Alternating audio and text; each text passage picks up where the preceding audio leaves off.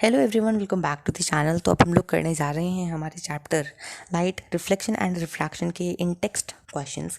तो देखो, पहला क्वेश्चन है हमारे पेज 142 पर है। पहले question, define the principal focus of a concave mirror. Concave mirror का प्रिंसिपल फोकस डिफाइन करना है।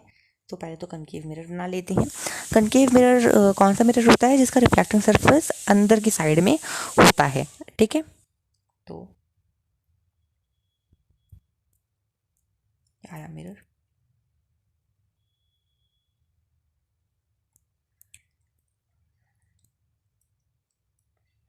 एंड ये है इसका प्रिंसिपल फोकस। ठीक है, तो हमें क्या बताना है इसका प्रिंसिपल फोकस। तो प्रिंसिपल फोकस क्या होता है? Principal focus is an imaginary line which joins the centre of curvature with the pole. ठीक है, सेंटर ऑफ कर्वेचर को पोल से जोड़ती है, ये एक इमेजिनरी लाइन होती है। प्रिंसिपल फोकस हमने डिफाइन कर दिया है। अगला, the radius of curvature of a spherical mirror is 20 centimetre. What is it's focal length? तो हम लोगों ने देखा था इनके बीच में रिलेशन क्या था।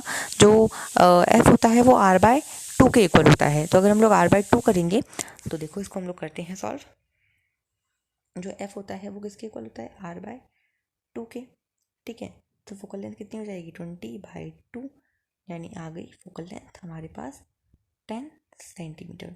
ठीक है, अगला, name a mirror that can give an erect and enlarge image of an object. देखो, हमें ऐसे मिरर का नाम बताना है जो इरेक्ट इमेज भी दे और एनलार्ज इमेज दे। तो कौन सा मिरर होता है? कन्वेक्स मिरर तो छोटी इमेज देता है, प्लेन मिरर देता है इरेक्ट इमेज, बट लेकिन एनलार्ज नहीं होती, कनकेव मिरर में होता है। तो इसका आंसर हो जाएगा, अच्छा,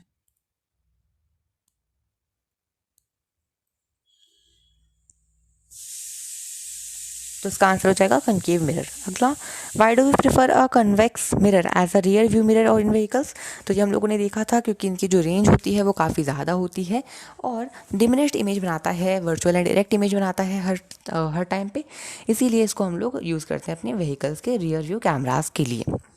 अगला है पेज नंबर 145 पर। पहला question, find the focal length of a convex mirror whose radius of curvature is 32। Again इसको हम लोग 2 से डिवाइड कर देंगे तो इसका आंसर आ जाएगा, एंड आई थिंक इसका आंसर आएगा 16। तो 16 सेंटीमीटर की फोकल लेंथ हो जाएगी। अगला, अच्छा एक और सेकंड देखो भाई, कन्वेक्स मिरर बोला गया है एंड यानी कि साइन कन्वेंशन वगैरह के बाद आया होगा। इसमें साइन कन्वेंशन का अगर ध्यान रखेंगे तो इसका जो रेडियस ऑफ कर्वेचर हो जाएगा वो हमारा, अच्छा ठीक है, पॉजिटिव में आएगा आंसर। तो अगला, a concave mirror produces 3 times magnified and large real image of an object placed at 10 centimetre in front of it. What is where is the image located? तो हमें ये बताया गया है कि जो मिरर है, कनकेव मिरर है, वो 3 टाइम्स मैग्नीफाइड इमेज बना रहा है, यानी मैग्नीफिकेशन हमें दिया हुआ है, लार्ज इमेज है, ठीक है, रियल इमेज है ऑब्जेक्ट की, और वो सॉरी जो ऑब्जेक्ट है वो कहाँ पर है? 10 सेंटीमीटर पर, यानी ऑब्जेक्ट डिस्टेंस दिया हुआ है, हमें इमेज डिस्टेंस फाइंड करना है। तो देखो, हम लोगों ने पढ़ा था मैग्नीफिकेशन का एक फॉर्मूला, इमेज डिस्टेंस अपॉन में ऑब्जेक्ट डिस्टेंस। मैग्नीफिकेशन 3 टाइम्स है, ये वी, और ये कितना है? 10 है। ठीक है, इधर आके मल्टीप्लाई हो जाएगा। सो वी कितना आ गया? वी आ गया 30। क्या इतना ही आंसर सही है? नहीं, इतना आंसर सही नहीं है, क्योंकि हमें साइन कन्वेंशन के अकॉर्डिंग आंसर करना है। सो कनकेव मिरर है एंड इमेज मैग्नीफाइड बन रही है, यानी इमेज जो है कहाँ पर बन रही होगी? बिहाइंड द मिरर बन रही होगी, यानी इमेज डिस्टेंस जो है वो तो पॉजिटिव ही होगा, यानी कि ठीक है, ये तो 30 ही आएगा। ठीक है, ऑब्जेक्ट डिस्टेंस हमारा कितना होगा? ऑब्जेक्ट डिस्टेंस हमारा कितना होगा? हाँ, ऑब्जेक्ट डिस्टेंस तो हमेशा क्या होता है? नेगेटिव होता है। नेगेटिव नेगेटिव नेगेटिव हो जाएगा, लेकिन वर्चुअल एंड डायरेक्ट इमेज बनेगी अगर, लेकिन हाँ, हर केस में एनलार्ज इमेज थोड़ी ना बनती है। हर केस में एनलार्ज मतलब हर केस में वैसे ही जब एनलार्ज इमेज बनती है तब वर्चुअल एंड डायरेक्ट नहीं होती है, रियल एंड इन्वर्टेड भी होती है, तो इसलिए नेगेटिव में 30 रखेंगे इसको। अगला, पेज 150 पर है। A ray of light travelling in air enters obliquely into water, does the light ray bend towards the normal और away from the normal? So क्या बोला गया है कि ये है हमारा पानी, ठीक है, एक लाइट रे है जो कि कहाँ से आ रही है? एयर से पानी में गई, तो नॉर्मल बना दूँ इधर, ये है हमारा नॉर्मल, ठीक है, एयर से पानी में गई। Air is a rare medium और water is a denser medium. So जब रेयर से डेंसर में आती है तब कहाँ पर बेंड होती है? टुवार्ड्स द नॉर्मल बेंड होती है ना। सो यूँ आएगी, तो दिख ही नहीं रहा है कलर, यूँ आएगी and towards the normal bend हो जाएगी, इस तरह से इसमें एरो भी बनानी है। ठीक है, अगला, ओके, ये एक न्यूमेरिकल टाइप का है। देखो आपको रिफ्रैक्टिव इंडेक्स दिया हुआ है ग्लास का 1.50। स्पीड ऑफ लाइट कितनी होगी ग्लास में आपको ये बताना है। अगर speed of light in vacuum is 3 × 10⁻8 metre per second, तो इसको आप कैसे निकालोगे? रिफ्रैक्टिव इंडेक्स ऑफ ग्लास लिखेंगे यहाँ पर हम लोग 1.5, अरे अरे अरे 50 किसके इक्वल होगा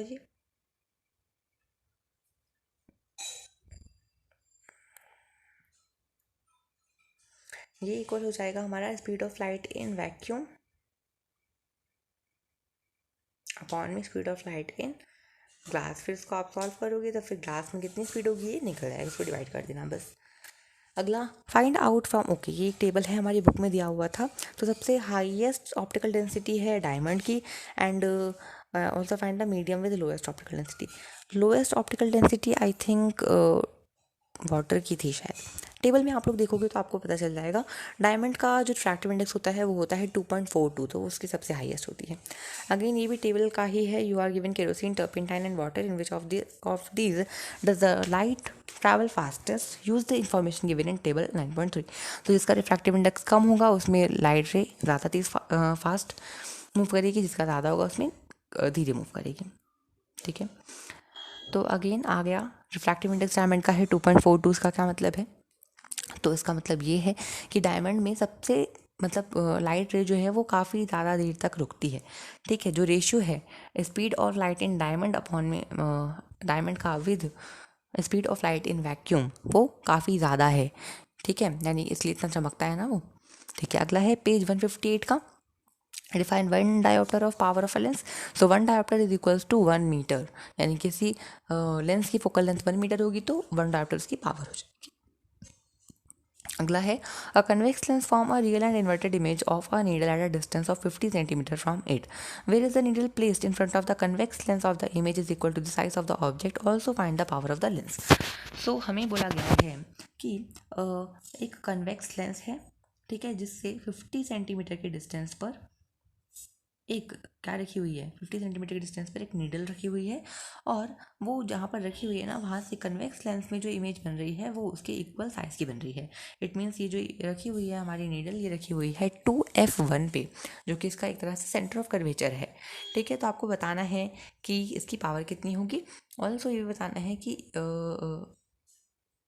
ओके कन्वेक्स लेंस, ठीक है, नीडल कहाँ पर प्लेस है, 2f1 पर प्लेस है। ठीक है, इसका आंसर हो गया 2f1 पर प्लेस है, 50 सेंटीमीटर का जो डिस्टेंस है। ठीक है, और अगर आपको पावर निकालनी है तो इसकी फोकल लेंथ निकालेंगे 50/2 करके आ जाएगा 25, और पावर आ जाएगी अपॉन में 25। चाहो तो इसको आप सॉल्व भी कर सकते हो। Next question, find the power of a concave lens of focal length 2 metre. तो कनकेव लेंस है कुछ इस तरह से। ठीक है, इसकी फोकल लेंथ निकालनी है हमको।